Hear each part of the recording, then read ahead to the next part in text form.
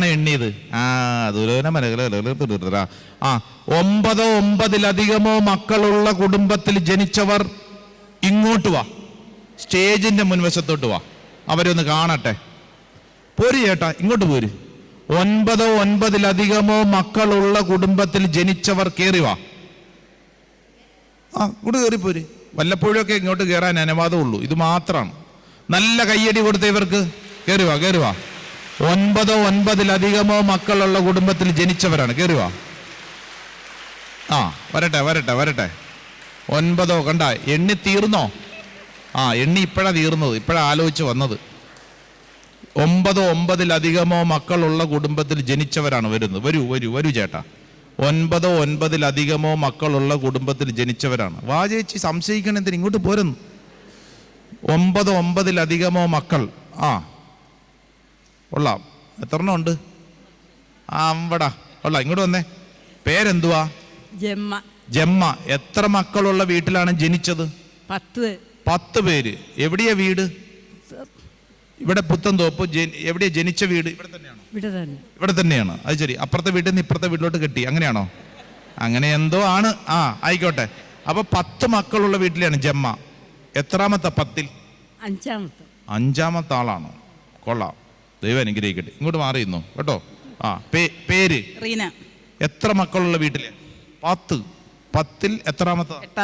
8-ാമത്താണ്. പുത്തൻതോപ്പാണോ? കൊല്ലം. ചുമ്മാതല്ല, നല്ല വണ്ണമുള്ള ചേച്ചി. ഇങ്ങോട്ട് നിൽക്കി. ചേച്ചി 9 മക്കൾ. പേര്? റേച്ചൽ. Rachel Mary. എത്ര മക്കളുള്ള വീട്ടില്? 9 മക്കൾ. 9-ൽ എത്രാമത്തതാ? 1-ാമത്തെ ആളാണ് 9-ൽ. 1-ാം സമ്മാനം. ഇങ്ങോട്ട് വാ. പേര്? മേരി സരോജയുടെ വീട്ടിൽ എത്ര മക്കളുള്ള വീട്ടിലെയാ? 9 മക്കൾ. 9-ൽ എത്രാമത്തതാ? 4-ാമത്തെ. എവിടെയാ ജനിച്ചത്? തമിഴ്നാട്ടിൽ. എങ്കെ? അവിടെയാണല്ലേ. കൊള്ളാം, ദൈവം അനുഗ്രഹിക്കട്ടെ. ആ സ്ഥലം എനിക്ക് കിട്ടിയില്ല. തേങ്ങാപ്പട്ടണം. അത് കൊള്ളാലോ. തെങ്കാശിപ്പട്ടണം എന്ന് കേട്ടിട്ടുണ്ട്, തേങ്ങാപ്പട്ടണം എന്ന് ഞാൻ ആദ്യമായിട്ട് കേൾക്കണം. ചേച്ചി? മാർഗരറ്റ്. എത്ര മക്കളുള്ള വീട്ടിലെയാ? 10 പേര്. എവിടെയാണ് വീട്? ജനിച്ചത് ഇവിടെ തന്നെയാണ്. കലക്കി. 10-ൽ എത്രാമത്തെ ആളാണ്? 7-ാമത്തെ. പേര്? ഇങ്ങോട്ട് പോര്, മൈക്കിന് നീളം കുറവാ. Justin Mary. 9-ാമത്തെ ആള്. എത്ര മക്കൾ? 9 മക്കള്. എത്രാമത്തെ ആളാ? 9-ാമത്തെ ആള്. അനുജത്തിയാണ്. സരോജത്തിന്റെ അക്കയാ ആണോ? ദൈവം അനുഗ്രഹിക്കട്ടെ. വാ അങ്ങോട്ട്. അവരൊക്കെ അവസരം ഇച്ചിരി കയറുത്. എത്ര മക്കളുള്ള വീട്ടിലെയാ? 10 പേര്. പേര്? ഐവിൻ നെറ്റോ. നല്ല പേര്. 10-ൽ എത്രാമത്തെ ആളാ? ആദ്യത്തെ. 1-ാമത്തെ ആളാണ്. ദൈവം അനുഗ്രഹിക്കട്ടെ. വാ ചേട്ടാ. പേര്? ആന്റണി. എത്ര മക്കളുള്ള വീട്ടില്? 9-ൽ 9-ാമത്തെ ആളാണ്. പേര്? ലോറൻസ്. എത്ര മക്കളുള്ള വീട്ടില്? 11. കലക്കി. ഇപ്പോൾ ചേട്ടനാണ് 1-ാം സ്ഥാനത്ത് നിൽക്കുന്നത്. ഇവരൊക്കെ തോറ്റുപോയി. 11 മക്കൾ അല്ലേ? 11-ൽ എത്രാമത്തതാ? 3-ാമത്തെ ആളാണ്. ഇവിടെയാണോ? പുത്തൻതോപ്പാണോ? തുമ്പയിലാണ്. ദൈവം അനുഗ്രഹിച്ചു. റോക്കറ്റ് വിക്ഷേപണ കേന്ദ്രത്തിൽ നിന്നാണ്. പേര്? ഷൈല. വീട് എവിടെയാ? പുത്തൻതോപ്പ്. ഇവിടെ തന്നെയാണോ? Very good. എത്ര മക്കളുള്ള വീട്ടിലെയാ? 10 മക്കൾ. 10 മക്കള്. 10-ൽ എത്രാമത്തതാ? 9-ാമത്താണ്. ബാ അടുത്ത ആള്. പേര്? റീറ്റ. എവിടെയാ ജനിച്ചത്? ഇവിടെ തന്നെയാ. എത്ര മക്കളുള്ള വീട്ടിലെയാ? 10. 10-ൽ എത്രാമത്തതാ? 10-ാമത്തെ ആളാണ്. അല്ല, അടിപൊളി. പേര്? ട്രീസ. 10 മക്കള്. 10-ൽ എത്രാമത്തതാ? 9-ാമത്തെ. ഇവിടെ തന്നെയാണോ? Very good. ഇനി ആരാ? 10-ൽ 10-ാമത്തെ ആളാണ്. ഇവിടെ തന്നെയാണോ? സഹോദരിമാരാണ്. ചിരി കണ്ടപ്പോൾ എനിക്ക് തോന്നി. പോരി.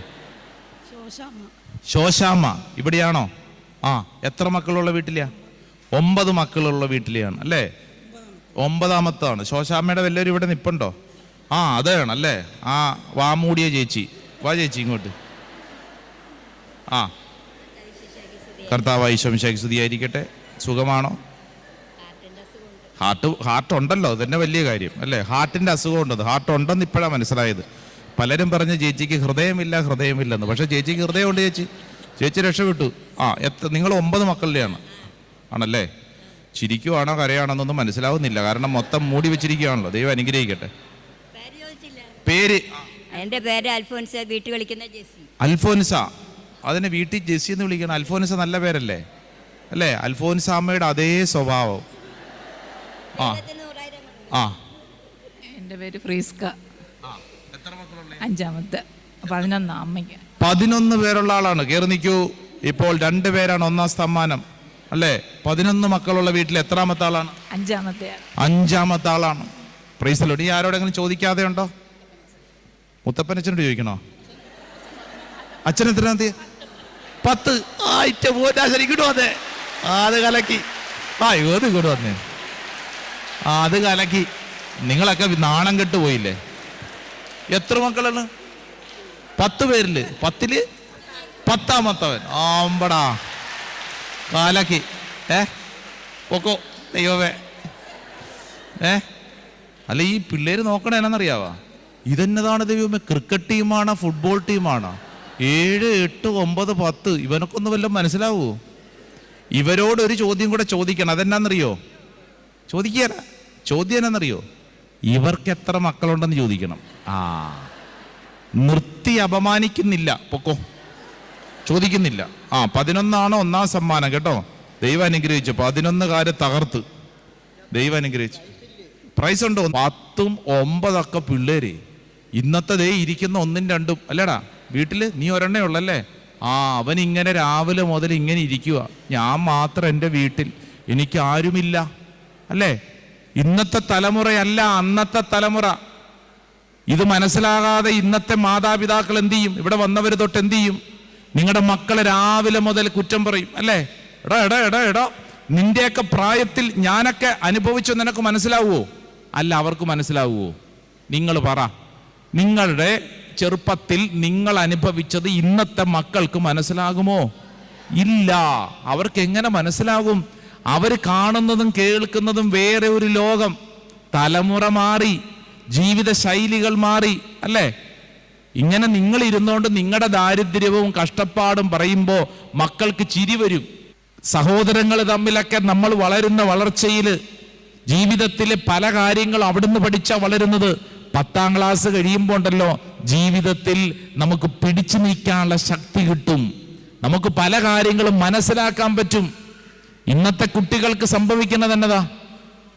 കഴിഞ്ഞ ദിവസം ഒരു അമ്മ 8ാം ക്ലാസ്സിൽ പഠിക്കുന്ന ചെറുക്കനെ കൊണ്ട് വന്നിട്ട് പറഞ്ഞു, എൻ്റെ അച്ഛ ഭയങ്കര പിടിവാശിയാണ്, പിടിവാശി. ഞാൻ ചോദിച്ചു, എന്ത് പിടിവാശി? അച്ഛ, ഇപ്പൊ ഉദാഹരണത്തിന് ഇവന് അപ്പം ഉണ്ടാക്കി കൊടുത്തു. അപ്പവും കറിയും. ഇവൻ വന്നിട്ട് പറയും, എനിക്ക് അപ്പം വേണ്ട, എനിക്ക് പുട്ട് മതി. പുട്ടുണ്ടാക്കി കൊടുത്താൽ ഇവൻ പറയും, എനിക്ക് പുട്ട് വേണ്ട, അപ്പം മതി. അപ്പൊ ഞാൻ ചോദിച്ചു, ചേച്ചി എന്ത് ചെയ്യും? ഇതൊരു വലിയ ബുദ്ധിമുട്ട് പിടിച്ച പരിപാടിയല്ല. ചേച്ചി എന്ത് ചെയ്യും? അച്ഛ, ഇത് വളരെ സിമ്പിളാണ്. ഇവൻ ഇങ്ങനെ പറയുമെന്ന് എനിക്കറിയാം. ഇവന്റെ സ്വഭാവം ഇങ്ങനെയാണ്.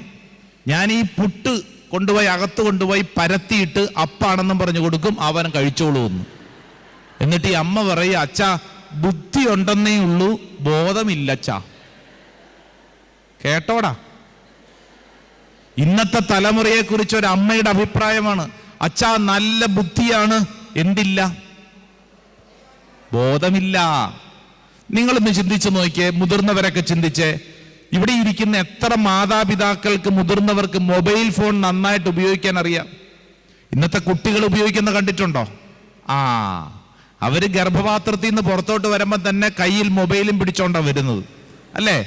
അവർക്കറിയാം എങ്ങനെ ഉപയോഗിക്കണമെന്ന്. മുതിർന്ന എത്ര പേർക്ക് ഇംഗ്ലീഷ് പറയാൻ അറിയാം? ഇന്നത്തെ കുഞ്ഞുങ്ങൾ ഇംഗ്ലീഷാണ് പഠിക്കുന്നത്. അവരുടെ വായിൽ നിന്ന് വീഴുന്ന വാക്കുകൾ കേൾക്കണം. നല്ല ബുദ്ധി, പക്ഷെ എന്തില്ല? അതിൻ്റെ ഒരു ഇച്ചിരി കുറവുണ്ട്. അതുകൊണ്ട് എന്ത് സംഭവിക്കുന്നു? എന്ത് തീരുമാനമെടുക്കണമെന്നൊരു പിടുത്തവുമില്ല. ഇങ്ങനെയുള്ള ഈ സാഹചര്യത്തിൽ നമ്മുടെ മുമ്പിൽ ഇതാ റബേക്ക എന്ന് പറയുന്ന ഒരു അമ്മ പഠിപ്പിക്കുന്ന ഒരു പാഠം എന്നാന്നറിയോ? നിങ്ങൾക്ക് 2 മക്കളെ ഉള്ളെങ്കിൽ ആ 2 മക്കളെയും പൊന്നുപോലെ സ്നേഹിച്ചോണം. താരതമ്യം ചെയ്യരുത്, കളിയാക്കരുത്, കുറ്റപ്പെടുത്തി പക്ഷപാതപരമായി പെരുമാറി നിങ്ങളുടെ മക്കളെ നിങ്ങൾ മാറ്റി നിർത്തരുത്. Praise the Lord. ഹല്ലേലൂയ. ഞാൻ ഒരു പള്ളിയോട് ചേർന്നുള്ള ഒരു വീട്, പള്ളിക്കടുത്താണ്. 10ാം ക്ലാസ്സിൽ പഠിക്കുന്ന ചെറുക്കൻ ഇളയത്, മൂത്തത് +2. രണ്ടും ഓൾട്ടർ ബോയ്സ് ആണ്. അവരുടെ വീട്ടിലിരുന്ന് വർത്തമാനം പറഞ്ഞുകൊണ്ടിരിക്കുമ്പോൾ ഞാൻ ചോദിച്ചു, എങ്ങനെയുണ്ട് ഇവന്മാരുടെ പഠനം? ഉടനെ അമ്മ പറഞ്ഞു, അച്ഛാ, ഇളയവനെ പിടിച്ച് നെഞ്ചത്തോട്ട് ചേർത്ത് നിർത്തിക്കൊണ്ട് പറഞ്ഞു, അച്ഛാ, മിടുക്കനാ മിടുക്കൻ, എൻ്റെ മോന നന്നായി പഠിക്കും. മൂത്തവനെ തള്ളി അപ്പൻ്റെ അടുക്കലോട്ട് നിർത്തിയിട്ട് പറഞ്ഞു, അച്ഛാ, ഒന്നും പഠിക്കുകയില്ല, മണ്ടനാ മണ്ടൻ, ഇതിയാൻ്റെ അല്ലേ മകൻ. അല്ല, എനിക്കറിയാൻ മേലാഞ്ഞിട്ട് ചോദിക്കുക, ഈ രണ്ടും വന്നത് എവിടുന്നാ? ഒരേ വഴിയിലല്ലേ വന്നത്? പിന്നെ എങ്ങനെയാണ് പഠിക്കുന്ന കൊച്ചു മാത്രം എൻ്റെതും പഠിക്കാത്ത കൊച്ച് അപ്പൻ്റേതുമാവുന്നത്? എങ്ങനെയാണ്? വീട്ടിലൊക്കെ ഉണ്ടാവുന്ന പ്രശ്നങ്ങൾ കണ്ടിട്ടില്ലേ? എന്തെങ്കിലും കുരുത്തക്കേട്, എന്തെങ്കിലും പ്രശ്നങ്ങൾ ഉണ്ടാക്കിയാൽ ഉടനെ അപ്പം പറയും, നിന്റെ കുഴപ്പമാണ്, എടി നിന്റെ കുഴപ്പമാണ്, അമ്മയുടെ കുഴപ്പമാണ് കൊച്ചിങ്ങനെ ആയിപ്പോയത്. അങ്ങനെയല്ലല്ലോ. അപ്പനും അമ്മയ്ക്കും ഒരുപോലെ ഉത്തരവാദിത്വമില്ലേ? പക്ഷപാതപരമായി പെരുമാറരുത്. Praise the Lord. അടുത്തിരിക്കുന്നവരോട് പറഞ്ഞേ, പക്ഷപാതപരമായി പെരുമാറരുത്. ഒരേപോലെ സ്നേഹിച്ചോണം. ഇപ്പൊ എത്ര ദമ്പതികളെ കുറിച്ച് പഠിച്ചു? എല്ലാം മറന്നുപോയി. 3 ഒന്നാമത്തെ ദമ്പതികൾ ആദം ഹൗവ, 2 അബ്രാഹം സാറ, 3 ഇസഹാക്കും റബേക്കയും. 4ാമത്തെ ദമ്പതികൾ യാക്കോബും റാഹേലും. യാക്കോബും റാഹേലും. യാക്കോബ് എന്ന വാക്കിന്റെ അർത്ഥം എന്ത്? യാക്കോബ് എന്ന വാക്കിന്റെ അർത്ഥം എന്ത്? കൃത്യം അർത്ഥം എന്ത്? യാക്കോബ് എന്ന വാക്കിന്റെ അർത്ഥം പല അർത്ഥങ്ങളും പറയുന്നുണ്ട്. കൃത്യം അർത്ഥം എന്നാന്നറിയോ? ചതിയൻ എന്നാണ്. ചതിയൻ, ചതിയൻ. ഗർഭപാത്രത്തിൽ വെച്ച് തന്നെ ചേട്ടന്റെ കുതികാലിൽ പിടിച്ച ചതിയൻ. അവന്റെ പേരിന്റെ അർത്ഥം ചതിയൻ എന്നാണ്. ചതി എന്ന് പറയുന്നത് ജീവിതത്തിൽ ഉണ്ടെങ്കിൽ ശ്രദ്ധിക്കേണ്ട കാര്യം, നമ്മുടെ ഉള്ളിൽ ചതിയുണ്ടെങ്കിൽ നാട്ടുകാര് നമ്മളെ ചതിക്കും. യാക്കോബ് സ്വന്തം സഹോദരനെ ചതിച്ചിട്ട് അവിടെ നിന്ന് പോകുന്നത് ബന്ധുവായ ലാബാന്റെ പക്കലേക്കാണ്. ലാബാന്റെ അടുക്കെ ചെന്നു. ലാബാൻ ഈ യാക്കോബിനെ 14 വർഷം ചതിച്ചു. 7 വർഷം ഇളയവളായ റാഹേലിനെ ഇഷ്ടപ്പെട്ട് പ്രണയിച്ചപ്പോൾ യാക്കോബിനോട് പറഞ്ഞു, നിനക്ക് മൂത്തവളെ തരുകയുള്ളൂ. അങ്ങനെ 7 വർഷം കൂടെ അടിമപ്പണി ചെയ്തിട്ടാണ് റാഹേലിനെ ഭാര്യയായിട്ട് കിട്ടിയത്. Price the Lord. ഹല്ലേലൂയ. ദേ, മലയാളത്തിൽ പറയുമല്ലോ, പൊട്ടനെ ചട്ടൻ ചതിച്ചു കഴിഞ്ഞാൽ ചട്ടനെ ദൈവം ചതിക്കും. ജീവിതത്തിൽ ചതി പാടില്ല. അടുത്തിരിക്കുന്നവരോട് പറഞ്ഞു കൊടുത്തേ, ജീവിതത്തിൽ ചതി പാടില്ല. ഹല്ലേലൂയ. ഇപ്പൊ എത്ര ദമ്പതികളായി? 4. 5ാമത്തെ ദമ്പതികളെ നമ്മൾ പഠിക്കുന്നത് സാമുവേലിന്റെ പ്രവചന പുസ്തകം 1-ാം അധ്യായത്തിൽ പഠിക്കുന്ന എൽക്കാന ഹന്ന ദമ്പതികളാണ്. ആരാണ്? എൽക്കാനയും ഹന്നയും. ഇവരുടെ പ്രത്യേകത, ഇവർക്ക് മക്കളില്ലായിരുന്നു. ജീവിതത്തിലെ സങ്കടവുമായിട്ട് ജീവിച്ച ഹന്ന ഈ സങ്കടവുമായിട്ട് വന്ന് ദേവാലയത്തിൽ വന്നിരുന്ന് കരയുന്ന ഹന്ന. ഇന്ന് നേരത്തെ ബ്രദർ വർഗീസ് ഇതിനെ കുറിച്ച് ഓർമ്മപ്പെടുത്തിയിരുന്നു. ദേവാലയത്തിൽ വന്നിരുന്ന് കരയുമ്പോൾ ദേവാലയത്തിലെ പുരോഹിതൻ, ആ പള്ളിയിലെ വികാരിയച്ഛൻ, ആ വികാരിയച്ഛന്റെ പേര് ഏലി എന്ന വികാരി. ഏലി പറഞ്ഞേ. ഏലി അല്ലടാ, ഏലി പറഞ്ഞേ. ഏലി എന്ന വികാരിയച്ഛൻ അവിടെ ഇരുന്ന് കരയുന്ന ഹന്നാമ്മയെ കണ്ടിട്ട് ചെന്നിട്ട് പറഞ്ഞു, ഹന്നാമ്മേ, നീ സങ്കടപ്പെടേണ്ട, നിന്റെ സങ്കടത്തിന് പരിഹാരമുണ്ട്. സർവശക്തനായ ദൈവം നിന്നിൽ ഇടപെടും. വചനം സ്വീകരിച്ച ഹന്ന അടുത്ത വർഷം ഗർഭവതിയായി ഒരു കുഞ്ഞിനെ പ്രസവിച്ചു. ആ കുഞ്ഞിന്റെ പേരാണ് സാമുവേൽ. അർത്ഥം, സാമുവേൽ എന്ന വാക്കിന്റെ അർത്ഥം ഞാൻ ദൈവത്തോട് ചോദിച്ചു വാങ്ങി എന്നാണ് അർത്ഥം. ഞാൻ ദൈവത്തോട് ചോദിച്ചു വാങ്ങി. Price the Lord. Hallelujah, hallelujah. ഈ ദമ്പതികൾ നമ്മളെ പഠിപ്പിക്കുന്ന പാഠം, നിന്റെ ജീവിതത്തിലെ സങ്കടങ്ങൾ നീ പറയേണ്ട സ്ഥലം അതേതാ? നിന്റെ ഇടവക പള്ളിയാ. ഇന്ന് നമ്മൾ ഈ പള്ളിക്കകത്ത് വെച്ച് നടത്തുന്നതിൻ്റെ ഒരു പ്രധാനപ്പെട്ട കാര്യം എന്താണെന്നറിയോ? നിന്റെ സങ്കടങ്ങൾക്ക് ഉത്തരം കിട്ടേണ്ട ഇടമാണ് ഈ പള്ളി. നിങ്ങൾ ചിന്തിച്ച, നിങ്ങളുടെ സങ്കടങ്ങൾ നിങ്ങൾ എവിടെ പോയാ പറയുന്നേ? എവിടെ പോയാ പറയുന്നേ? ചിലര് സങ്കടം അയൽക്കൂട്ടത്തിൽ പോയിരുന്ന് പറയും, ചിലര് സങ്കടം തൊഴിലുറപ്പിന് പോയിരുന്ന് പറയും, ചിലര് സങ്കടം ചായക്കടയിൽ പോയിരുന്ന് പറയും, ചിലര് സങ്കടം വാട്സപ്പിലിരുന്നും ഫേസ്ബുക്കിലിരുന്നും പറയും. എൻ്റെ പ്രിയപ്പെട്ടവരെ, നിന്റെ സങ്കടം നീ പറയേണ്ടത് നാട്ടുകാരുടെ മുമ്പിലല്ല, നിന്റെ സങ്കടം മനസ്സിലാക്കാൻ കഴിവുള്ളവന്റെ മുമ്പിൽ വേണം നിന്റെ സങ്കടം പറയാൻ. Price the Lord, hallelujah. അങ്ങനെ പറഞ്ഞാൽ നിനക്ക് ഉത്തരം കിട്ടും, നിന്റെ ജീവിതത്തിന് ഉത്തരം കിട്ടും. അപ്പൊ ഈ ദമ്പതികൾ നമ്മളെ പഠിപ്പിക്കുന്ന പാഠം എന്താണ്? നിന്റെ സങ്കടങ്ങൾ ദൈവത്തോട് പറയുക. അടുത്തിരിക്കുന്നവരോട് പറഞ്ഞു കൊടുത്തേ, നിന്റെ സങ്കടങ്ങൾ ദൈവത്തോട് പറയുക. പറഞ്ഞോ? ഇപ്പൊ എത്ര ദമ്പതികളെ പഠിച്ചു? 5. 6ാമത്തെ ദമ്പതികളെ കുറിച്ച് പഠിക്കുന്നു. ന്യായാധിപന്മാരുടെ പുസ്തകത്തിൽ നമ്മളെ പഠിപ്പിക്കുന്ന സാംസൺ ദലീല. സാംസൺ ദലീല. സാംസൺ എന്ന് പറയുന്ന വ്യക്തിയെ ബൈബിൾ പഠിപ്പിക്കുന്നത് ഇത്രമേൽ മാനുഷിക ശക്തിയുള്ള മറ്റൊരാളില്ല. ഈ സാംസന്റെ ശക്തിയുടെ രഹസ്യം ചോർത്തിക്കൊടുത്ത് ഭർത്താവിനെ വഞ്ചിച്ചവളാണ് ആര്? ദലീല. ഇവരെക്കുറിച്ച് വായിക്കുമ്പോൾ, പഠിക്കുമ്പോൾ, ഇവിടെ ഇരിക്കുന്ന ദമ്പതികളെ നിങ്ങൾ ശ്രദ്ധിക്കേണ്ട കാര്യം, നിങ്ങളുടെ കുടുംബ ജീവിത വഴികളിൽ നിങ്ങൾ പ്രത്യേകം ശ്രദ്ധിക്കണം. നിങ്ങളുടെ ജീവിത പങ്കാളിയെ നിങ്ങൾ ഒരിക്കലും വഞ്ചിക്കരുത്, ജീവിത പങ്കാളിയെ പറ്റിക്കരുത്. Praise the Lord, hallelujah. മറ്റുള്ളവരുടെ മുമ്പിൽ നിങ്ങളുടെ ജീവിത പങ്കാളിയെ കുറിച്ച് മോശമായി പറയരുത്. മറ്റുള്ളവരുടെ മുമ്പിൽ നാണം കെടുത്തുന്ന തരത്തിൽ നിങ്ങളുടെ ഭർത്താവിനെ, നിങ്ങളുടെ ഭാര്യയെ നിങ്ങൾ അപമാനിക്കരുത്. Praise the Lord, hallelujah. ഇത് പറയുമ്പോൾ മാതാപിതാക്കളെ ശ്രദ്ധിക്കേണ്ട ഒരു കാര്യം പറയട്ടെ. മക്കളുടെ മുമ്പിൽ വെച്ച് നിങ്ങൾ വഴക്കുണ്ടാക്കരുത്. കേട്ടോ? എന്താ പറഞ്ഞത്? മക്കളുടെ മുമ്പിൽ വെച്ച് ദയവ് ചെയ്ത് നിങ്ങൾ വഴക്കുണ്ടാക്കരുത്.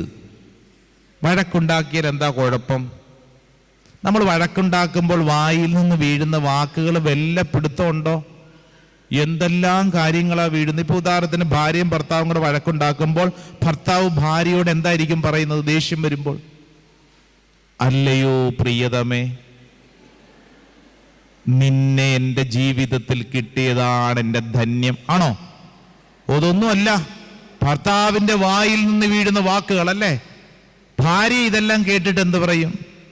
അല്ലയോ പ്രിയതമ, താങ്കളാണ് എൻ്റെ ജീവിതത്തിൻ്റെ ധന്യത. ആണോ? ഒന്നുമല്ല. ഭാര്യ ഉടനെ വായിൽ നിന്ന് വീഴുന്ന വാക്കുകളല്ലേ. മരിച്ചുപോയ പൂർവ്വപിതാക്കളെ വരെ വിളിച്ചു വരുത്തി ശരിയാക്കി അങ്ങോട്ട് ശരിയാക്കി വിടും. ഇയാൾ വലിയ വർത്താനൊന്നും പറയണ്ട, ഇയാളുടെ കുടുംബകാര്യങ്ങളും. അയ്യോ, ഇതെല്ലാം ആര് കേട്ട് നിൽക്കുന്നു? മക്കൾ. മക്കൾ കേട്ട് നിൽക്കുന്നു. ദൈവമേ, എൻ്റെ അപ്പൻ്റെ കുടുംബം സൂപ്പർ കുടുംബം, എൻ്റെ അമ്മയുടെ കുടുംബം അതിനേക്കാളും വലിയ കുടുംബം. ദയവ് ചെയ്ത് മക്കളുടെ മുമ്പിൽ വെച്ച് ദയവ് ചെയ്ത് നിങ്ങൾ വഴക്കുണ്ടാക്കരുത്. ഞാനിത് പറയുമ്പോൾ ചില മാതാപിതാക്കൾ പറയുന്നത് ഇങ്ങനെയാണ്, അച്ഛൻ എന്നതായി പറയണേ, ചില സമയത്ത് 2 എണ്ണം പറഞ്ഞില്ലെങ്കിൽ അങ്ങോട്ടൊരു സുഖമില്ല. അറിയാം, ചില സമയത്ത് നമുക്ക് 2 എണ്ണം പറയണം തോന്നും. അപ്പം എന്ത് ചെയ്യണം? വീട്ടിൽ നിന്ന് നേരെ പുറത്തോട്ടിറങ്ങണം. എന്നിട്ടൊരു ബസ്സേ കയറി വിഴിഞ്ഞം വഴി ശംഖുമുഖം വഴി എങ്ങോട്ടെങ്കിലും പോ. ആ കടപ്പുറത്ത് ചെന്നിട്ട് കുറേ അങ്ങോട്ടും ഇങ്ങോട്ടും പറ, ഒരാശ്വാസം കിട്ടും. അപ്പം തിരിച്ച് വീട്ടിൽ വരണം. മക്കളുടെ മുമ്പിൽ വെച്ച് ദയവ് ചെയ്ത് നിങ്ങൾ വഴക്കുണ്ടാക്കരുത്. കേട്ടോ?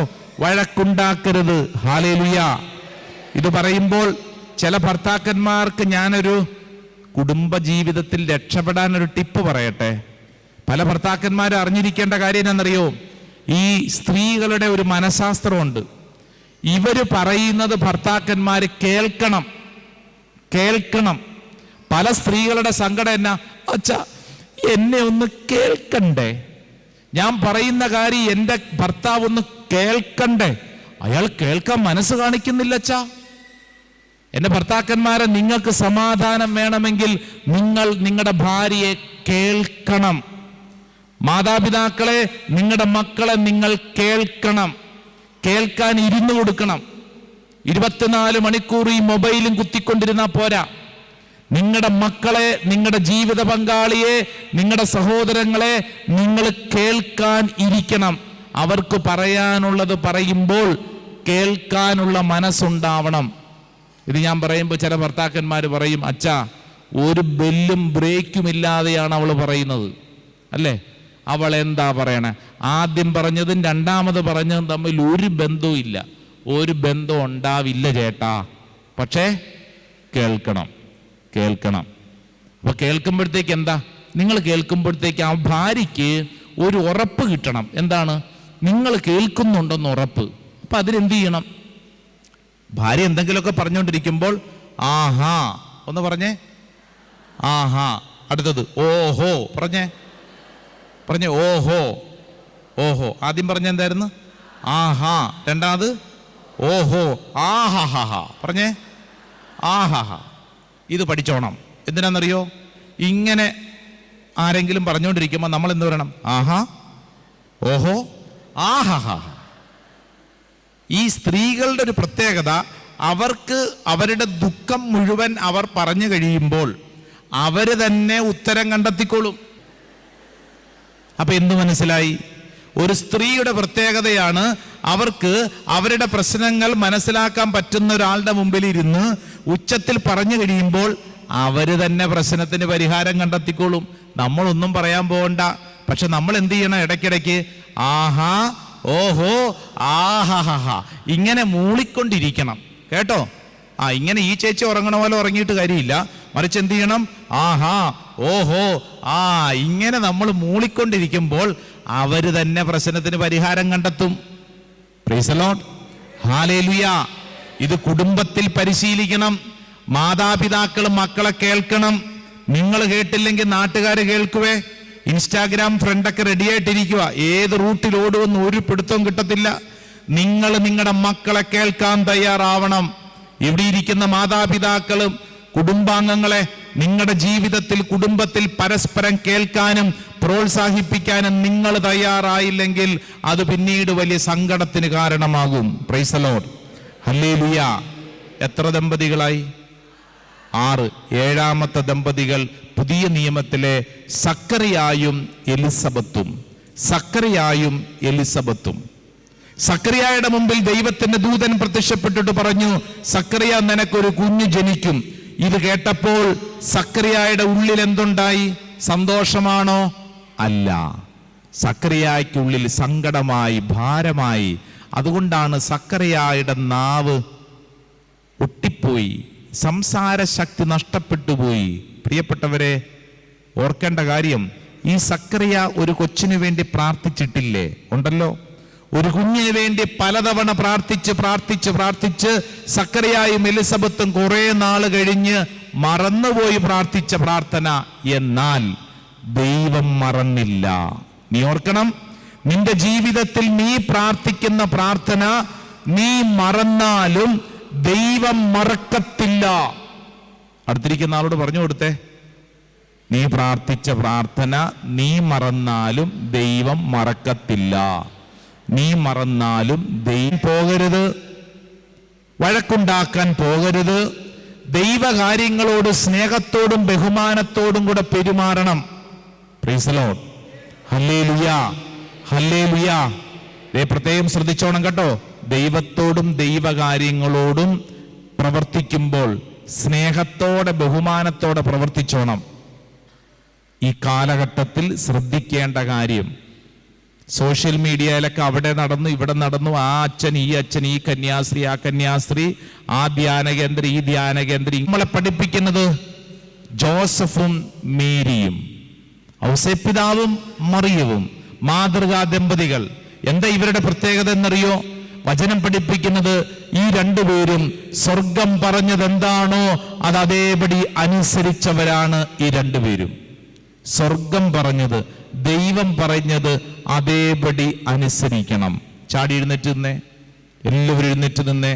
രണ്ട് കരങ്ങൾ സ്വർഗത്തിലേക്ക് ഉയർത്തിപ്പിടിച്ച് നന്നായിട്ട് നിവർത്തി ഉയർത്തിപ്പിടിച്ച് പോരാ, നന്നായിട്ട് നിവർത്തി ഉയർത്തിപ്പിടിച്ച് നിന്റെ കുടുംബത്തിലേക്ക് ഇന്നത്തെ ദിവസത്തിൽ അത്ഭുതകരമായൊരു ദൈവകൃപയ്ക്ക് വേണ്ടി പ്രാർത്ഥിക്കണം. ഈശോയെ, എൻ്റെ വീട്ടിൽ ഇന്നത്തെ ദിവസം അങ്ങയുടെ അത്ഭുതകരമായൊരു ദൈവശക്തി വെളിപ്പെടാൻ ആഗ്രഹിക്കുന്നു. ഞങ്ങളുടെ കുടുംബത്തിലുള്ള പ്രശ്നങ്ങൾക്ക് പരിഹാരം കർത്താവെ നൽകണമേ. ഞങ്ങളുടെ കുടുംബ ബന്ധങ്ങളെ കർത്താവ് വിശുദ്ധീകരിക്കണമേ. രണ്ട് കരങ്ങൾ സ്വർഗത്തിലേക്ക് ഉയർത്തിപ്പിടിച്ച് നാവ് തുറന്ന് ഹൃദയം തുറന്ന് യേശുവേന്ന് വിളിച്ച് സ്വരമുയർത്തി ഒന്ന് വിളിക്കട്ടെ. നാവ് തുറന്ന് വിളിക്കട്ടെ, ഹൃദയം തുറന്ന് വിളിക്കട്ടെ. ഓ ദൈവത്തിന്റെ ആത്മാവേ, ഈ ശുശ്രൂഷാഭിഷേകം ദൈവജനത്തിന്റെ മേൽ വെളിപ്പെടട്ടെ. ഒരു പുതിയ അഭിഷേകം, ഒരു പുതിയ ശക്തി ദൈവജനത്തിന്റെ മേൽ സംഭവിക്കട്ടെ. Hallelujah, hallelujah, hallelujah. യേശുവേ, ആരാധന, ആരാധന, ആരാധന, ആരാധന. Hallelujah, hallelujah, hallelujah. യേശുവേ, ആരാധന, ആരാധന, ആരാധന, ആരാധന, ആരാധന. Price the Lord. നമ്മൾ തുടർന്ന് പരിശുദ്ധ ആരാധനയിലേക്ക് പ്രവേശിക്കും.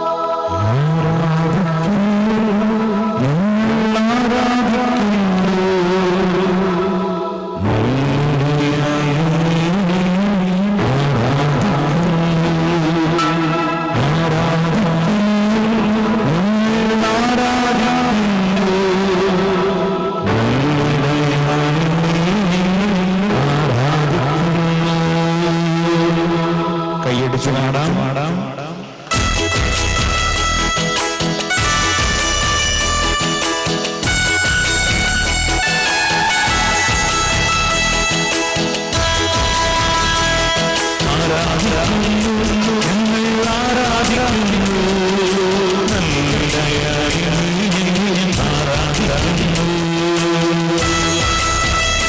ശക്തമായി കരങ്ങളടിച്ച് ആരാധിക്കും. കൈകൾ ഉയർത്തി കൈയടിച്ചേ.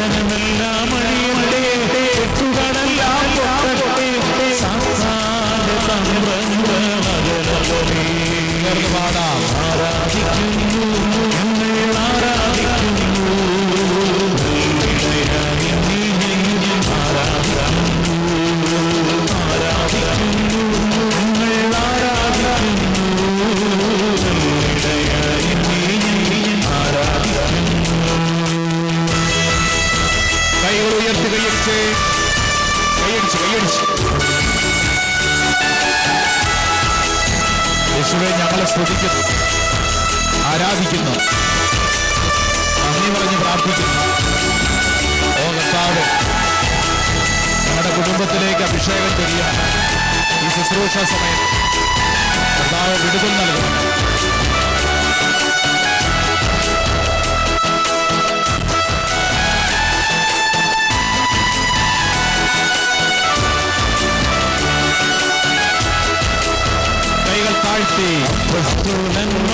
ആരാധിച്ചപ്പോ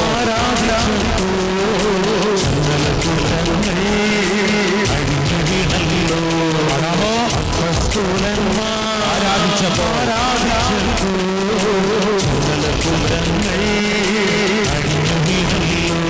ആമേൻ. ആരാധിച്ചപ്പോ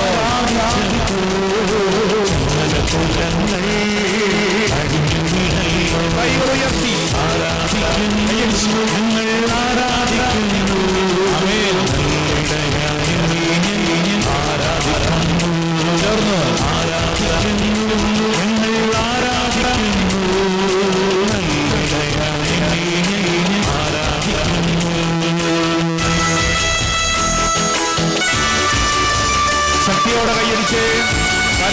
ഓർത്ത് കൈയടിച്ചേ. നമ്മുടെ കുടുംബത്തെ ഓർത്ത് കൈയടിച്ചേ. വീട്ടിലുള്ള രോഗികളെ ഓർത്ത് കൈയടിച്ചേ. ഈശോയെ, എന്റെ വീട്ടിലേക്ക് അഭിഷേകം ചൊരിയണം. എന്റെ കുടുംബത്തിന് കർത്താവ് ഇടപെടണം. രാത്രി കർത്താവെ ഇടപെടണം ആഗ്രഹിക്കുന്നു, പ്രാർത്ഥിക്കുന്നു. കർത്താവെ, അതിശക്തമായ കൃപ ചൊരിയപ്പെടട്ടെ. കൈകൾ താഴ്ത്തി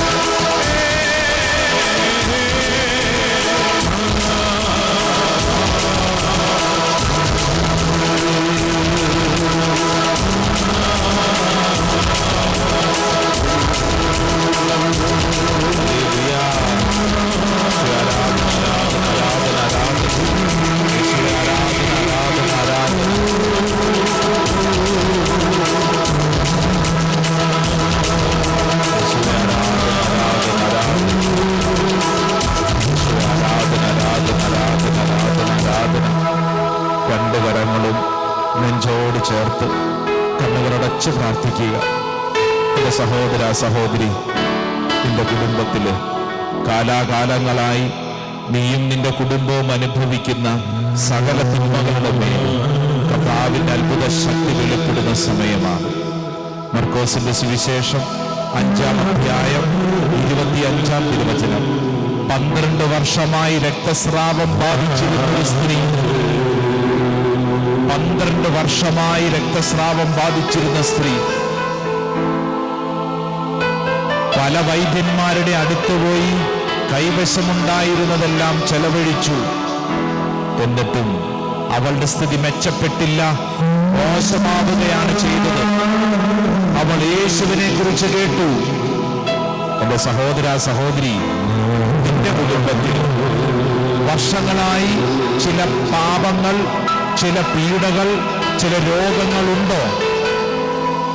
വർഷങ്ങളായിട്ട് പാരമ്പര്യമായ ഏതെങ്കിലും രോഗങ്ങൾ നിന്റെ കുടുംബത്തിലുണ്ടോ?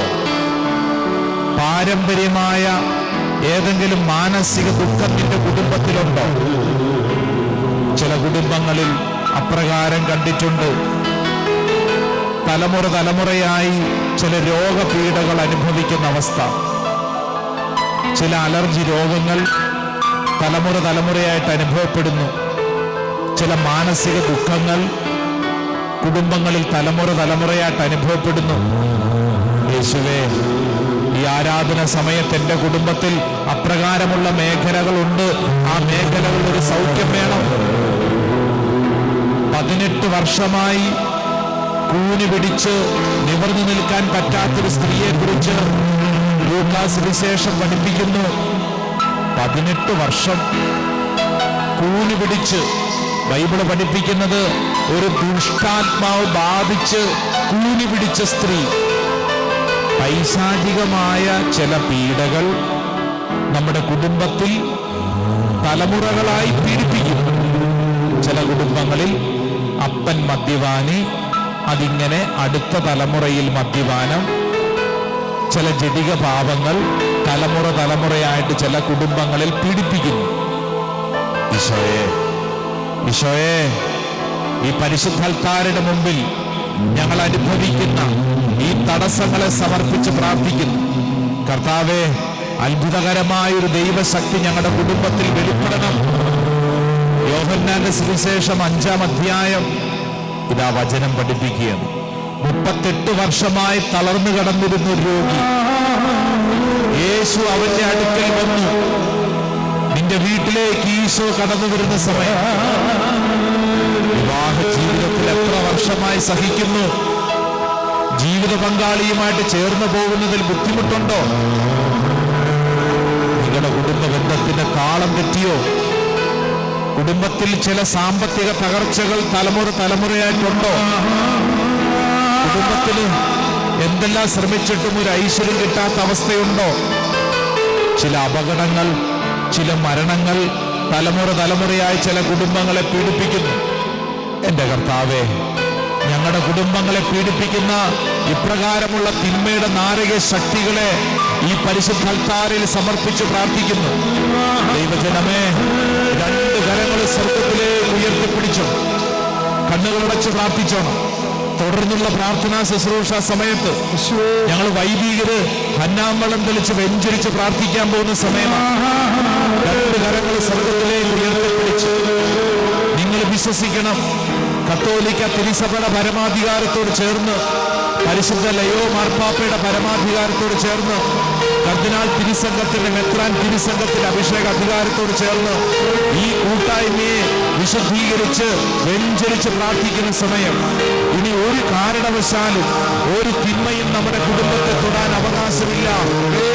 എന്റെ ദൈവജനമേ, വിശ്വസിക്കുന്ന ഓരോരുത്തരും യേശുവേ എന്ന് വിളിച്ച് പ്രാർത്ഥിക്കുന്ന സമയം, ഇതാ നിങ്ങളുടെ മേൽ ദൈവത്തിന്റെ ആത്മാവ് പ്രവർത്തിക്കുന്ന സമയം, ഒരു പുതിയ അഭിഷേകം, ഒരു പുതിയ ശക്തി ദൈവജനത്തിലേക്ക് വെളിപ്പെടുന്ന സമയം, പരിശുദ്ധാത്മാവിൽ നിന്നുള്ള അഭിഷേകത്തിന്റെ ശക്തിയാൽ ദൈവജനത്തെ വിശുദ്ധീകരിച്ച് പ്രാർത്ഥിക്കുന്നു. കരങ്ങൾ ഉയർത്തി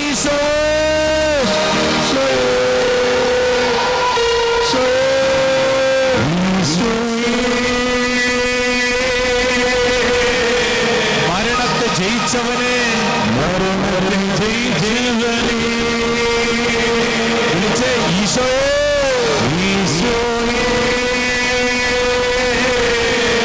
മരണത്തെ ജയിച്ചവനെ,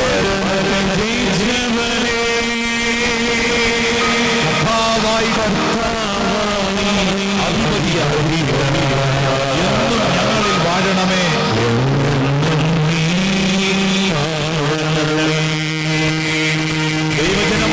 കൈകളടിച്ച് കണ്ണുകളടച്ച് കൈകളടിച്ച് പാടി പ്രാർത്ഥിക്കുന്ന സമയം ശക്തിയോടെ കന്നാമ്പളം തെളിച്ച് വ്യതിചരിച്ച് പ്രാർത്ഥിക്കുന്നു. ഞങ്ങൾക്ക് ലഭിക്കപ്പെട്ട അഭിഷേക അധികാരത്താൽ ഈ ദൈവജനത്തെ വിശുദ്ധീകരിച്ച് പ്രാർത്ഥിക്കുന്നു. കർത്താവ് എല്ലാ കെട്ടുകളും അഴിയട്ടെ, എല്ലാ തിന്മയുടെ ബന്ധനം അഴിയട്ടെ. ദൈവജനം ഒരുമിച്ച് പോരാ, നല്ല ശക്തിയോടെ കൈയടിക്കട്ടെ.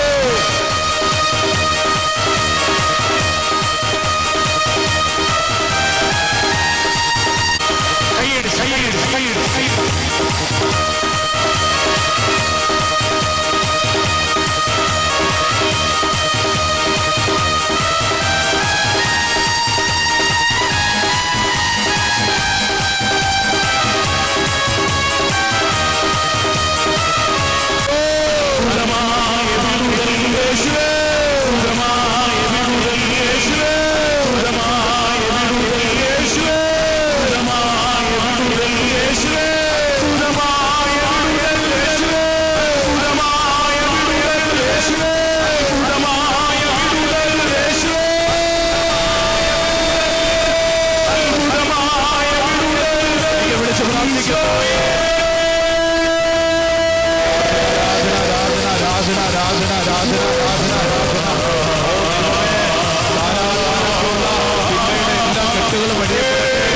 ദൈവിക ശക്തി വെളിപ്പെടട്ടെ.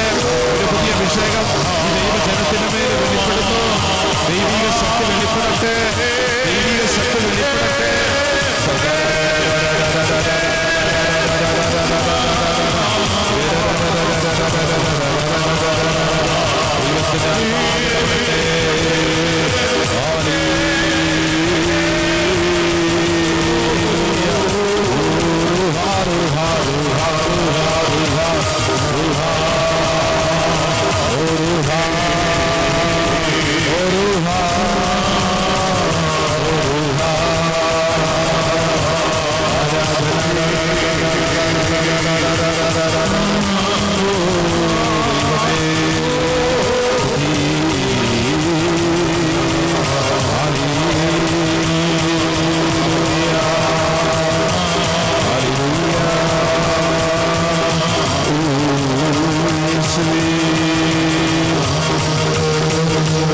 പരിശുദ്ധ അൾത്താരയിൽ നിന്നുള്ള ശക്തി നിന്റെ മേൽ പ്രവർത്തിക്കുന്ന സമയം നിന്റെ കുടുംബത്തെ അനുഗ്രഹിക്കുന്നു. വിശ്വസിച്ച് പ്രാർത്ഥിക്കട്ടെ. ഒരു സ്ഥല വിൽപ്പനയോട് ബന്ധപ്പെട്ട് നാളുകളായിട്ടുള്ള ഒരു കേസിൽ കഴിയുന്ന ഒരു കുടുംബത്തെ കർത്താവ് അനുഗ്രഹിക്കുക. കർത്താവ് ഈ ശുശ്രൂഷ സമയത്ത് വിടുവിക്കുന്നു. നിന്റെ കുടുംബത്തിലേക്ക് കർത്താവ് ഇടപെടുന്നു.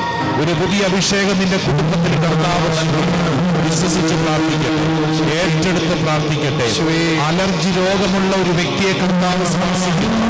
യേശുവിന്റെ ശക്തി നിന്റെ ശരീരത്തിലേക്ക് വെളിപ്പെടുന്ന സമയം ഭാരപ്പെടേണ്ട, ഭാരപ്പെടേണ്ട, ഭാരപ്പെടേണ്ട. ഈശോ നിന്റെ കൂടെയുണ്ട്. മാനസിക രോഗപീഡയ്ക്ക് മരുന്ന് കഴിക്കുന്ന ഒരു സ്ത്രീയെ ഈശോ തൊടുന്നു. യേശു തൊടുന്നു. യേശുവിന്റെ ശക്തിയാണ് നിന്റെ കുടുംബത്തിലുള്ളത്. വിശ്വസിച്ച് പ്രാർത്ഥിക്കൂ, വിശ്വസിച്ച് പ്രാർത്ഥിക്കൂ. യേശുവേ നന്ദി. വിദേശത്ത് ജോലിയുണ്ടായിരുന്ന ഒരു വ്യക്തി ജോലി നഷ്ടപ്പെട്ട് ഇവിടെ വന്ന് പ്രാർത്ഥിക്കുന്നുണ്ട്. കർത്താവ് ആ സഹോദരന് നഷ്ടപ്പെട്ട ജോലി തിരിച്ചു നൽകി അനുഗ്രഹിക്കുന്ന സമയം വിശ്വസിക്കൂ. സഹോദര അത് ഏറ്റെടുത്ത്, സഹോദരി അത് ഏറ്റെടുത്ത് പ്രാർത്ഥിക്കൂ. എനിക്ക് വേണ്ടി എന്റെ കർത്താവ് പ്രവർത്തിക്കും.